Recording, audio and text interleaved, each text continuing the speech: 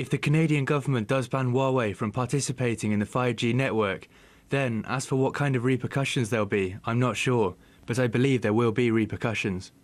A producer from RT's news agency, Ripley, takes us through now the snowballing dispute between China and Canada. It pretty much comes down to who is going to dominate the 5G race.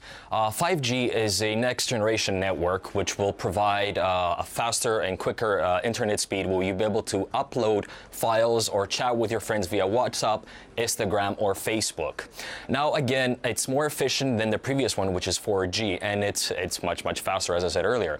But again, this is just for the average day user like me and everybody else. But for big companies, this means big bucks. And guess who wants to be first in this race?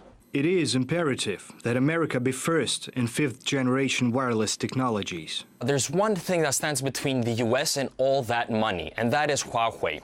The Chinese firm that has now deployed its products and services in more than 170 countries around the world is the world's leading telecommunications equipment manufacturer, even surpassing last year Apple as the second largest when it comes to manufacturing cell phones. Now that makes the US worry. US prosecutors are now building a criminal case against the Chinese firms, accusing them of stealing trade secrets from American companies. Senators are trying to impose a bill to ban sales of U.S. chips and components to Chinese firms. And the reason, of course, because they believe that the Chinese firms in the U.S. are acting on behalf of the Chinese Communist Party, pretty much spying.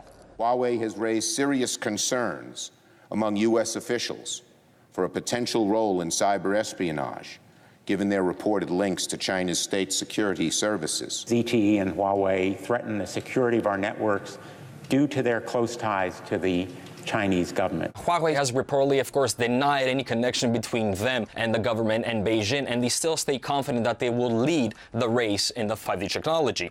But the U.S., of course, is actually pressuring its allies to ban it. It has already been banned in New Zealand, Taiwan, and Australia, and the U.S. government has continued to pressure its allies as the UK, Norway, France, Germany, Czech Republic, Poland, and Japan to follow the same path as them. And all this, of course, crisis is coming as the world is on the horns of a dilemma whether to follow Huawei or to follow the U.S. Despite efforts in markets creating fear about Huawei, using politics to interfere with growth, customers continue to trust us and continue to work with us and build networks with our technologies. It's like running a race. We are leading. We'll see whether this is indeed a case of actually security issue or this is just competitors pressuring governments around the world.